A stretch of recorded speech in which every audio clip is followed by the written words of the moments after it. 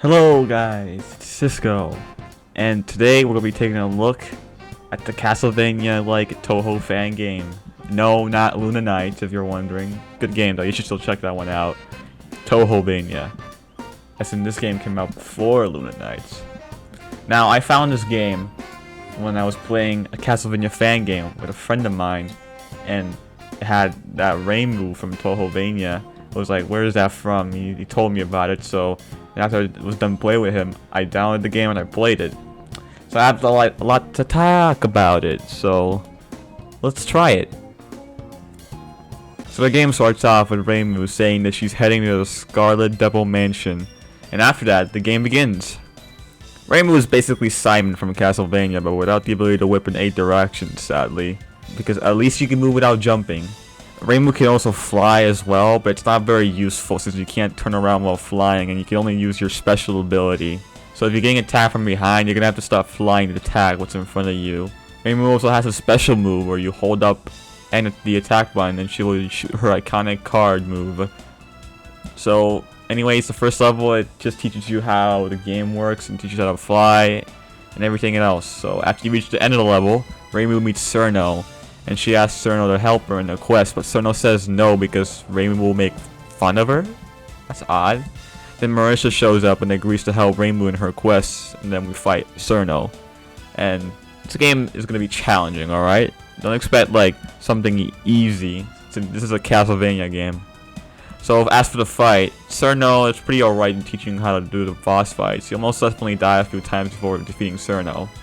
Now, after defeating Cerno, she finally agrees to join your party and help you in your quest. Now that you have Marissa and Cerno, they basically work like those special summons in like Aria of Sorrow and Symphony of the Night, where you summon a specific beast to throw a projectile. Marissa throws rainbow stars, and Cerno just spawns a giant ice spike.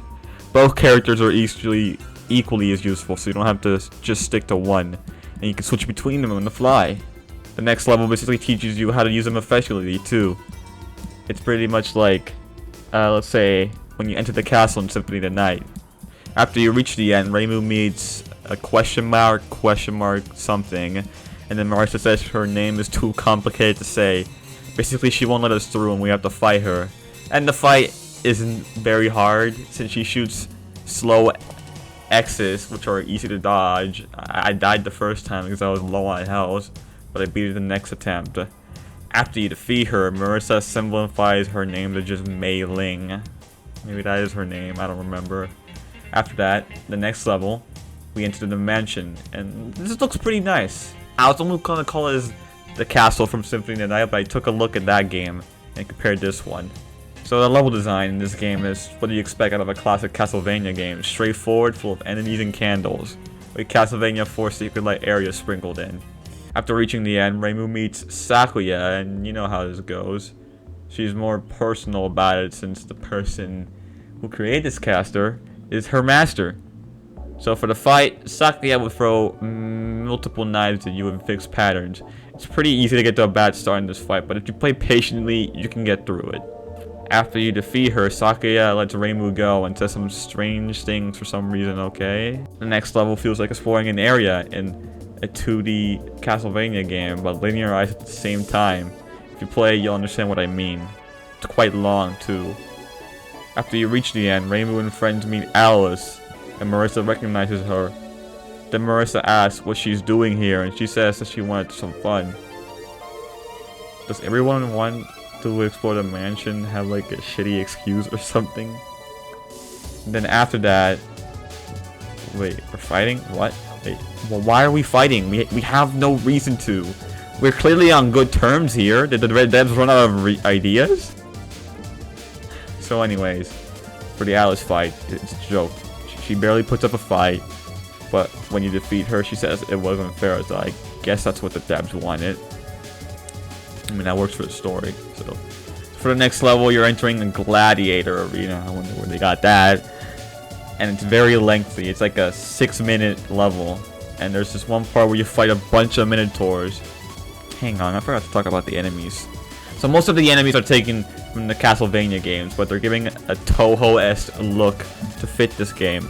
except the skeletons and minotaurs. They're literally taken from Symphony of the Night and Rondo of Blood.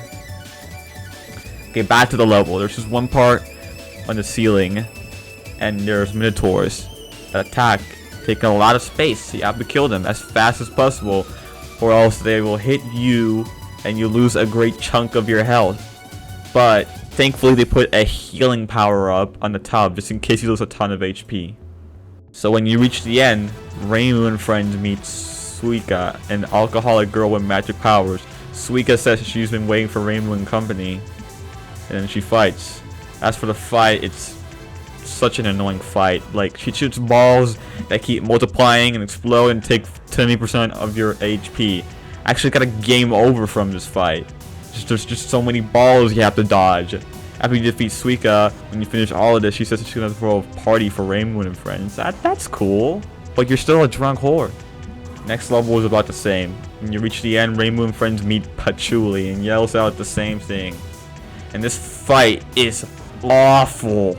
It's so obnoxious. Like, look at this. How am I supposed to dodge any of this? This is like, you have to be a master at fucking dodging. Like, this is so stupid. And look, I get it. It's a Touhou game. That's what they're known for. But this is a Castlevania-like game, not a Touhou game. Eventually, I defeat her, but I'll miss those 30 minutes of my life. The next level is kind of like the Gears levels in Castlevania, where you make your way to the death fight while Bloody Tears plays.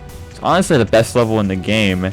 After you reach the end, Reimu and friends meet Sakuya again, and Reimu asks Sakuya what Remilla is going to do with the castle. Wait, castle? I thought it was a mansion. All of a sudden it's a castle now?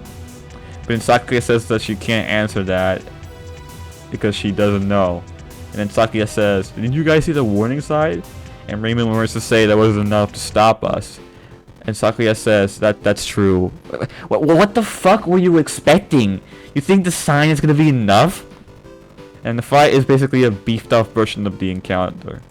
And it's really fucking hard. Like, I must have gotten like 5 game overs during this battle. You basically gotta take it slow if you want to beat her. After you defeat her, Patchouli shows up and says that Sakuya does not know what Remilla is doing. And Patchouli says that the last time she saw Remilla was using some ancient book, and then everyone decides to head to the top of the castle. And now it's time for the final level, where Reimu and friends finally meet Remilla. And Remilla explains that she's planning to look for some ancient treasure because she wanted to kill time. What?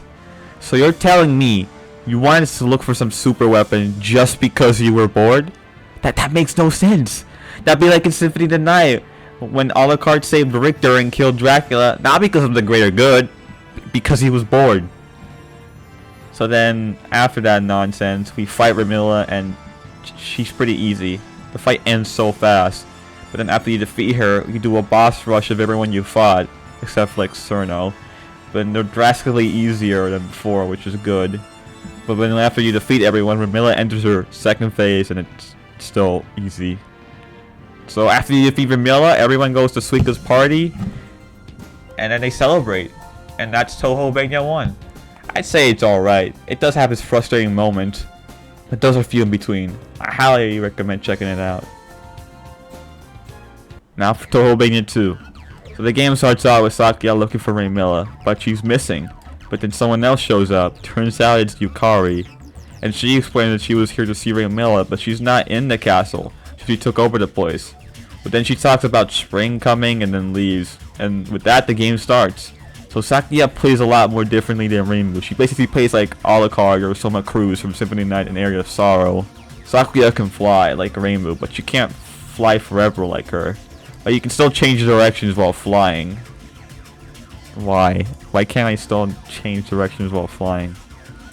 Sakuya also has this mana bar, which lets her do special moves where she stabs constantly. It's basically the fist power-up from Harmony of Dissonance, but takes a larger area and it's weaker.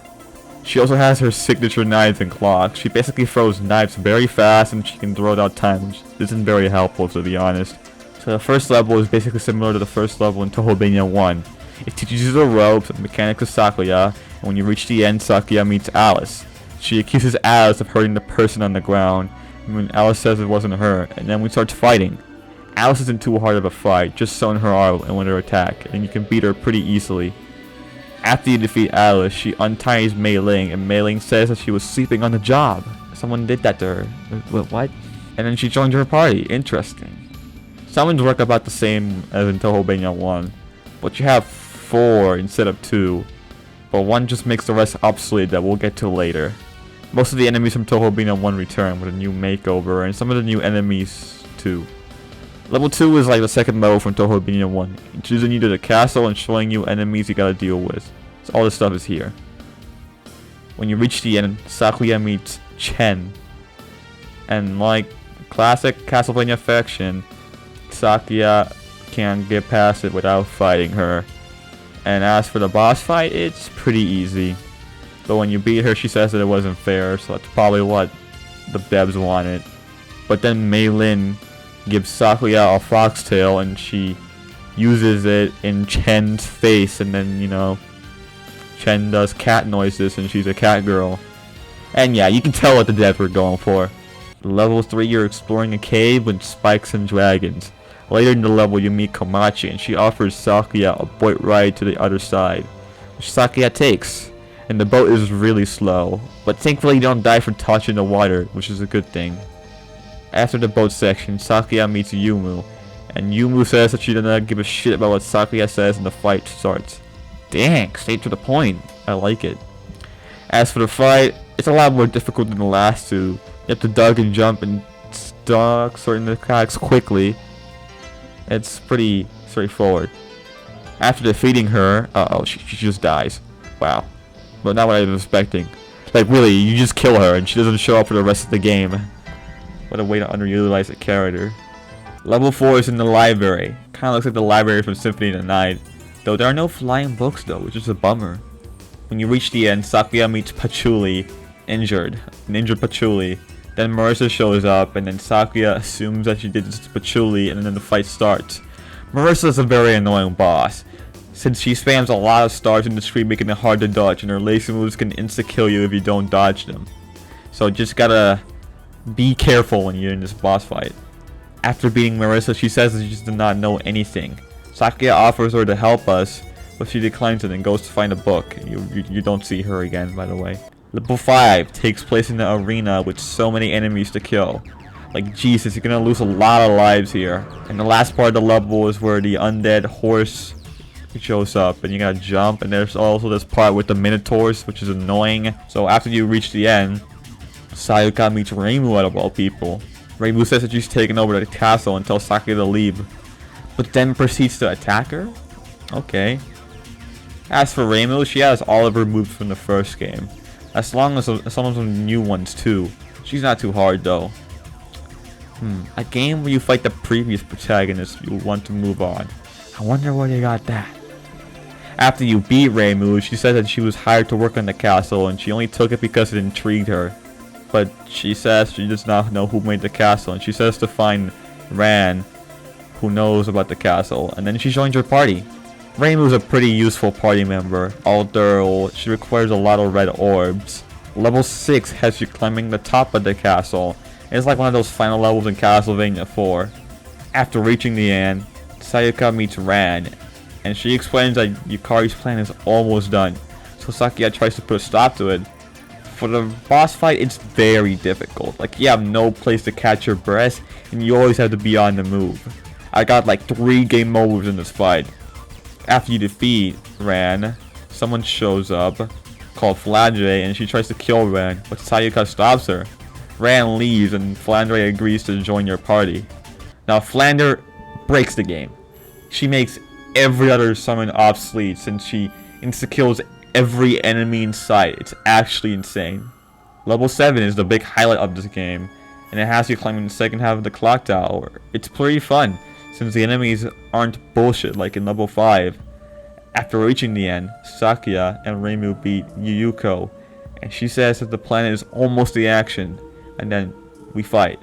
This fight is even more annoying than the other one, since she shoots lasers to force you to go to the corner, shoots a bomb that can insta-kill you and follows you, so you gotta know when to go to the corner, when to go around the bomb, and try not to die at the same time from the other projectiles. Like, it's really annoying. After defeating her, she says that the plan is now in action. So then, now for the final level, where Sakuya and friends meet Raymilla, but then some things are not right about her. Raymilla says to Sakuya to fight her, and Sakuya is like, why? But then Raymilla said, don't question me, and fights her. So then they fight. After the fight, it's pretty easy, like last time. But then after you defeat Raymilla, Yukari shows up, and then the fight is also easy. But then Raymilla takes all of her strength and unleashes her final form, and holy fucking shit, this fight is bullshit. This fight is so unfair. Like, you got so many things to dodge. Like, look at this part with the lasers. Like, how am I supposed to dodge that? Like, you gotta have perfect reaction. You gotta know when she's gotta use that, because if you get hit, you die immediately. I died at least 50 times in this boss fight before beating it. Like, holy shit. If you ever get to this boss fight, change the difficulty to easy, because it's actually fucking unfair. So after beating Raymilla, Sakuya says to Raymilla to go home, and then after that, Sakuya and friends have a party like the last game, and that's the Castlevania Duology. Fucking Castlevania Duology, and that's the and that's the Touhouvania Duology. I say they're pretty good games. You should really check them out. I say that first Touhouvania is harder though. So I'll leave the links in the description.